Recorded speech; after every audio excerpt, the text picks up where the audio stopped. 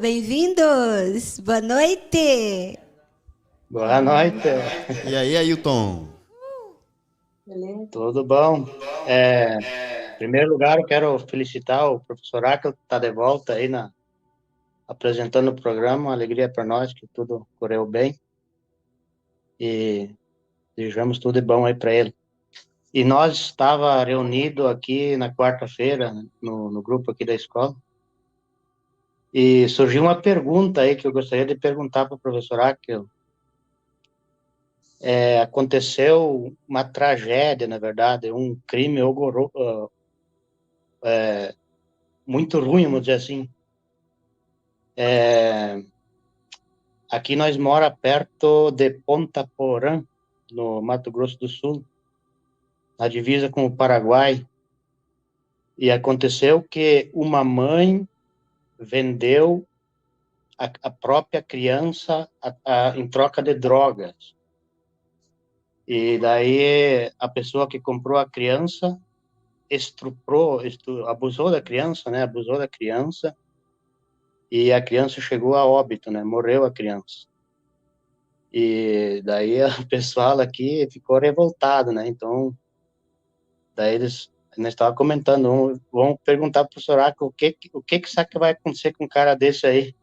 Se ele vai chegar na reologramação ou será que ele já vai direto para a inexistência? Porque é um crime chocante, uma criança de 5 anos, né? Foi abusada e foi morta, né? Através do abuso. E a população se revoltou, colocaram fogo na casa do homem, né, que praticou esse crime.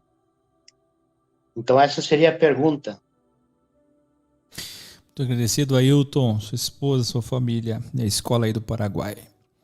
Essas coisas, o único lado bom de uma história tão infeliz, e não vai ser a última, né? A maldade humana, ela está por toda a terra. Se tem um lado bom, e ainda bem que a vida é holograma, né? Porque tudo passa. Que essas coisas não são definitivas. É tudo um sonho. O lado bom é que tudo isso confirma tudo que ensinamos. Porque se você perguntasse essas coisas para um pastor, para um padre, para um rabino, quais respostas incoerentes e pobres eles dariam? Só o ex pode dar uma resposta coerente nessa hora. Só o ex pode estufar o peito e dizer: Deus não interfere. Deus não protege. Não tem anjo da guarda. Pode acontecer com qualquer um. Em segundo lugar, o diabo é o homem. É o ego. E quem disse que por ser mãe a pessoa tem Deus e tem amor? Ela vendeu o filho por drogas. Isso prova o quê? Quem é o diabo? Mais uma vez fica claro quem é o diabo, que mata, que rouba, que destrói. O Satanás das igrejas não é capaz de fazer algo assim. O Satanás das igrejas, o máximo que ele faz é sentar numa mesa escura, fazer reunião, bater na mesa brabo, queimar algumas alminhas às vezes. Mas quem faz essas atrocidades é quem? É o homem. É o homem que vende ser humano, é o homem que abusa, que estupra, que tortura.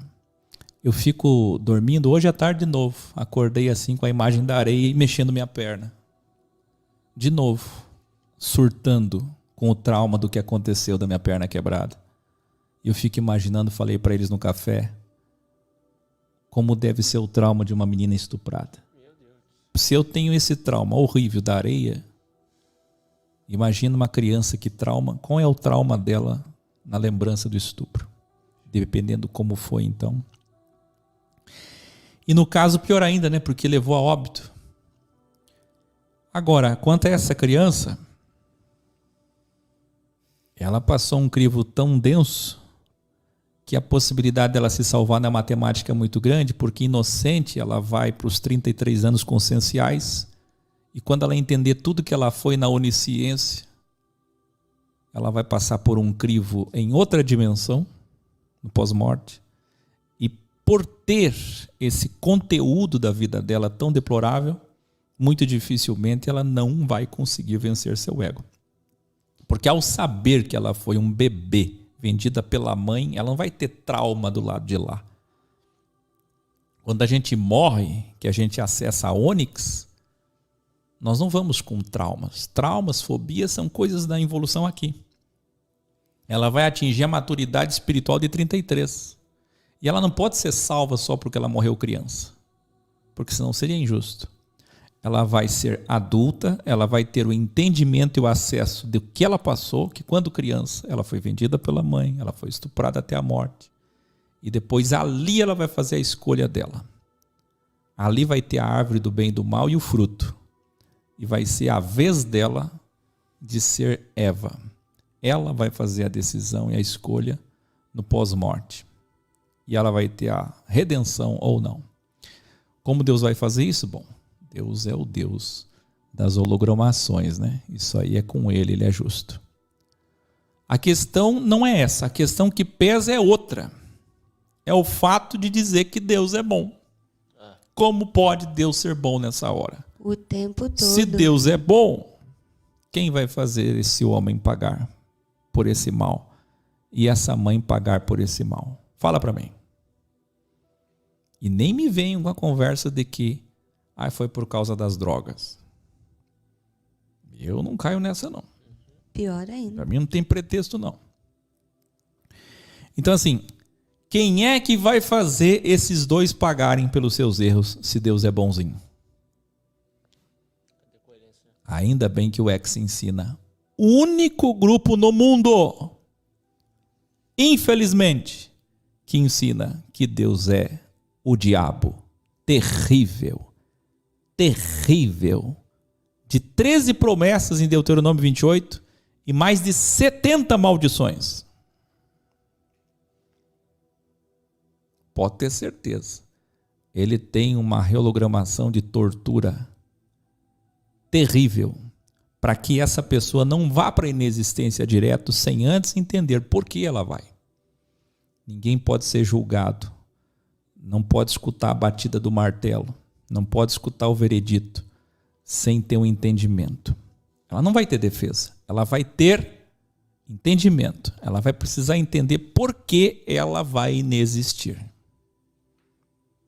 E na hora dela passar por esse processo hologramatório de entender por que ela vai inexistir, ela vai sofrer muito. E não duvide que o Deus torturador Jeová, que matou 3 milhões no deserto, não seja capaz de fazer ela ser estuprada por algum tempo. E ela vai ser muito estuprada, de formas que vocês nem imaginam.